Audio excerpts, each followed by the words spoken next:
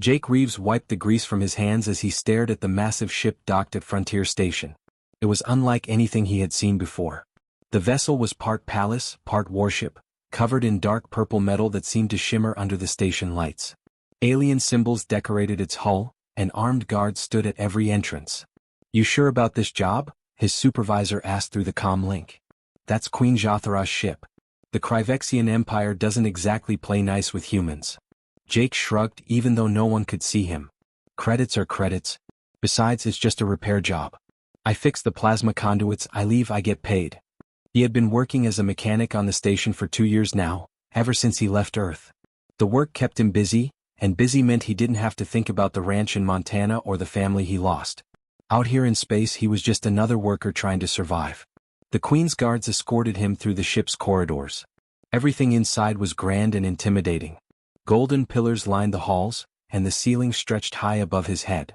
Jake felt small in this place, but he kept his focus on the job. The guards didn't speak to him, their reptilian faces showing no emotion as they led him deeper into the ship. Finally they reached the engineering bay. It was dark and hot, with damaged conduits sparking along the walls. The guards pointed to the broken systems and left without a word. Jake was alone in the massive chamber, surrounded by alien technology and the distant hum of the ship's engines. He got to work immediately, pulling out his tools and scanning the damage. The plasma conduits had been hit hard, probably during whatever battle the Queen had just fought. Coolant leaked from several pipes, and the air smelled like burnt metal. It would take hours to fix properly. Jake was 3 hours into the repair when he heard it. A low, rumbling growl that made the floor vibrate beneath his boots. He froze, his hand still holding a welding torch. The sound came from somewhere deeper in the engineering bay, past the rows of machinery. He should have called the guards. He should have stayed where he was. But curiosity got the better of him, and he slowly walked toward the sound. The growling grew louder as he approached a reinforced door that had been torn partially open. Warning signs covered the entrance in multiple languages, but Jake could make out the universal symbol for danger. He peered through the gap and his breath caught in his throat. Inside the chamber was a dragon. Not a creature that looked like Earth's mythical dragons, but something far more terrifying and real. It was massive, nearly 15 feet tall even while crouched low. Its scales were deep black with veins of glowing red running across its body like lava. 4 powerful legs ended in claws that had gouged marks into the metal floor. Wings, torn and scorched, were folded against its sides. The creature's eyes glowed like burning coals in the darkness. The dragon was injured. Jake could see that immediately. Its breathing was labored, each exhale releasing a small puff of smoke. Blood, dark blue and thick, dripped from a wound on its shoulder where a large piece of metal was embedded in the flesh. The dragon's head turned toward him, and those glowing eyes locked onto Jake. The rumbling stopped. For a long moment, neither of them moved. Jake knew he should run, but something held him in place. He had seen that look before, back on the ranch when he helped injured animals. It wasn't pure aggression in those eyes. It was pain, fear, and intelligence. The dragon took a step toward him, its claws scraping against the floor. Jake's heart pounded in his chest, but he didn't move. He just stood there, meeting the creature's gaze, while his mind raced with a single question. What was he supposed to do now? Jake raised his hand slowly, palm out. "Easy there," he said softly. His voice was calm and steady, the same tone he used years ago with frightened horses back home. "I'm not going to hurt you." The dragon tilted its head, watching him. It took another step forward, and Jake could feel the heat radiating from its body. Smoke curled from its nostrils with each breath. The creature was in pain, that much was clear. The metal shard in its shoulder had to be causing agony with every movement. "I know it hurts," Jake continued, keeping his voice low. "I can help, but you have to trust me." He thought about running. Every instinct screamed at him to get away from this monster. But something stopped him. Maybe it was the years he spent helping injured animals on the ranch. Maybe it was the loneliness he felt after losing everything. Or maybe he was just tired of running from things that scared him. Jake slowly reached into his tool belt and pulled out a small scanner. The dragon's eyes followed his hand, but it didn't attack. He took a careful step forward, then another. The dragon remained still, watching him with those intelligent, burning eyes. "Good," Jake whispered. "Just stay calm." He was close enough now to examine the wound properly. The metal shard was lodged deep, and the surrounding scales were scorched black. It looked like an explosion had driven the fragment into the dragon's flesh. Jake could see the muscle tensing around the injury with each breath the creature took. He pulled out his plasma cutter, the smallest setting. This might hurt a bit, but it'll feel better after. I promise. The dragon rumbled low in its chest, but it didn't move away. Jake began working carefully, using the cutter to melt the edges of the metal shard while his magnetic clamps held it steady. The dragon flinched but remained still, as if it understood what he was trying to do. Minutes passed in tense silence. Sweat dripped down Jake's face from the heat and concentration. Finally, with a gentle pull, the metal shard came free. Dark blue blood welled up from the wound, and Jake quickly applied a universal sealant from his kit. It wasn't meant for alien biology, but it would stop the bleeding. The dragon let out a long breath, and its entire body seemed to relax. It lowered its head slightly, those glowing eyes still fixed on Jake's face. There you go, Jake said, allowing himself a small smile. Better, right? Suddenly, bright lights flooded the chamber. Heavy footsteps echoed through the bay as armed guards rushed in, weapons raised. They were shouting in a language Jake didn't understand, but their meaning was clear. Get away from the dragon. Jake stepped back slowly, his hands raised. The dragon's head snapped toward the guards and a deep growl rose from its throat. The guards froze, fear evident on their reptilian faces. Then she arrived. Queen Jathara swept into the chamber like a storm. She was tall, nearly 7 feet, with dark purple scales and golden eyes that gleamed with authority. A crown of twisted metal sat on her head, and her long cape dragged across the floor behind her. Power radiated from her every movement. She stopped when she saw the scene before her. Her eyes went wide with shock. The human mechanic stood calmly beside her most dangerous weapon, and the dragon that had killed 3 handlers in the past year was sitting peacefully, allowing the stranger to touch it. Impossible, she whispered in accented English. Her voice was deep and rich, carrying authority that made even her guards stand straighter. Ashkar has never. No one can?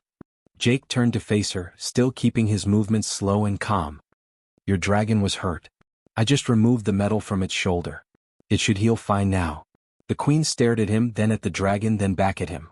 For the first time in her long reign, she was completely speechless. Queen Jathara circled Jake slowly, her golden eyes studying him like a predator sizing up prey. The guards kept their weapons trained on the human, but she raised a hand to stop them from firing. Ashkar remained still, watching the queen with those burning red eyes. You are either very brave or very foolish, human, the queen said. Her voice echoed through the chamber. Do you know what this creature is? Do you understand what it has done? Jake met her gaze steadily. I know it's hurt and scared. That's enough for me. The queen's lips curved into something that might have been a smile, though it showed too many sharp teeth to be friendly. Hurt and scared, she repeated. This beast has destroyed warships. It has killed warriors who trained their entire lives for battle. And you think it is simply hurt and scared? Yes, Jake said simply. Pain makes everyone dangerous. Even something this powerful. The queen stopped pacing. An idea formed in her mind, one that both intrigued and challenged her. For 10 years she had kept Ashkar contained through force and fear. The dragon obeyed because it had no choice, locked in reinforced chambers and controlled by electric collars. But this human had approached freely and the dragon had allowed it. I want to see something, she announced. If you truly have some connection with my dragon, prove it. Command Ashkar to move to the far corner of this chamber. Jake frowned. I don't command anyone. Then you will die here, the queen said coldly. Because if you cannot control the beast, you are simply prey that has been lucky so far. The guards shifted nervously, their weapons humming with power. Jake looked at the dragon, then back at the queen. You don't understand. That's not how this works. Explain it to me then, human. Quickly. Jake took a breath. Back on Earth, I worked with animals. Horses, dogs, even wild creatures sometimes. You don't command respect from them. You don't force loyalty. You earn it by treating them with dignity. The queen laughed, a harsh sound. Dignity? It is a weapon. A tool. Nothing more. Then you've been doing this wrong for 10 years, Jake said quietly. Silence fell over the chamber. No one spoke to the queen like that. Several guards moved forward, ready to strike him down for the insult. But the queen raised her hand again, stopping them. There was something in the human's eyes, a certainty that made her curious. Show me, she commanded. Prove your way works or prove it does not. Either way, I will have my answer. Jake turned to face Ashkar. The dragon was still watching him, its head lowered to his level. He didn't bark orders or make demands. Instead, he took a few steps toward the far corner of the chamber, then stopped and looked back at the dragon. "Come on, friend," he said gently, gesturing toward the corner. "Let's move over here. Give them some space." For a long moment nothing happened. The Queen's expression turned smug as if his failure proved her point. The guards relaxed slightly, convinced the humans' luck had finally run out. Then Ashkar moved. The massive dragon rose to its full height and walked slowly toward the corner, its claws clicking against the metal floor. It settled down exactly where Jake had indicated, folding its wings and lowering its head in a resting position. The chamber erupted in shocked whispers. Guards looked at each other in disbelief. The Queen's smug expression vanished, replaced by something Jake couldn't quite read. Surprise? Fear? Respect? "Impossible," she whispered again. Jake shrugged. "Not impossible. Just different than what you're used to." The Queen stared at him for a long moment. Then she turned to her guards. "Take him to the guest quarters. We need to talk." The alarm blared through the station 3 hours later. Red lights flashed in the corridors as explosions rocked the docking bay. Jake was in the guest quarters when the first blast hit, throwing him against the wall. Through the window he could see ships attacking the station, their weapons firing at the Queen's vessel. The Red Talon Syndicate had arrived. Armed figures in black armor stormed through the corridors. They moved with military precision, cutting down the Queen's guards as they advanced. Jake tried to run, but 2 of them grabbed him before he reached the door. They dragged him through the chaos, ignoring his struggles. "The human who controls the dragon," one of them said in rough English. "The boss wants him alive." They brought him back to the engineering bay to Ashkar's chamber. The dragon was restrained now, heavy chains wrapped around its legs and neck. Energy fields crackled around it, keeping it contained. The Syndicate had come prepared. A tall alien stepped forward, his face hidden behind a red mask. "Human," he said, his voice cold and mechanical through a translator. "You will make the dragon obey us. You will command it to kill the Queen's remaining guards." "No," Jake said firmly. The masked leader struck him across the face. Pain exploded through Jake's jaw and he tasted blood. "You will obey or you will suffer." "I told the Queen and I'll tell you," Jake said, spitting blood on the floor. "I don't command anyone. That's not how this works." Another strike. Then another. The Syndicate soldiers held Jake while their leader beat him, demanding obedience. Through the pain, Jake could hear Ashkar growling, the sound growing louder with each hit he took. "Make the dragon kill," the leader shouted, grabbing Jake by his hair. "Do it now." "Go to hell," Jake gasped. The leader pulled out a blade, pressing it against Jake's throat. "Last chance, human." That was when Ashkar roared. The sound was deafening, shaking the entire chamber. The dragon's eyes blazed brighter than Jake had ever seen. Its body tensed, muscles coiling beneath those black scales. The chains snapped like thread. The energy fields shattered in bursts of light. Ashkar had been held by those restraints for years, never breaking free. But now, as Jake's blood dripped onto the floor, the dragon tore through its bonds like they were nothing. The Syndicate soldiers opened fire, but their weapons did nothing. Energy blasts bounced off Ashkar's scales. The dragon moved with terrifying speed, its claws tearing through armor and flesh. It grabbed the leader who had hurt Jake and threw him across the chamber. The man hit the wall with a sickening crack and didn't move. Within seconds it was over. The Syndicate forces lay scattered across the floor, dead or unconscious. Ashkar stood in the center of the carnage, breathing heavily, smoke pouring from its nostrils. Then the dragon turned to Jake. It walked over slowly, carefully stepping over bodies. Jake was still on his knees, blood running down his face. He should have been afraid, but he wasn't. Ashkar lowered its massive head until it was level with Jake's face. Those burning eyes were gentle now, concerned. The dragon made a soft rumbling sound, almost like a cat's purr. Jake reached out with a shaking hand and touched the dragon's snout. "Thanks, friend," he whispered. Queen Jathara appeared in the doorway, her guards behind her. She surveyed the destroyed chamber and the dead Syndicate soldiers. Then she looked at Jake and Ashkar, at the bond between them that needed no commands or chains. "You were right, human," she said quietly. "I imprisoned a thinking being.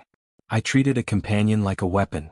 She paused, her golden eyes showing something Jake hadn't seen before: regret. "Ashkar never obeyed me. It simply had no choice. But it chose to protect you." Jake smiled despite the pain. "Because I chose to help it first." The medical bay was quiet except for the soft beeping of monitors.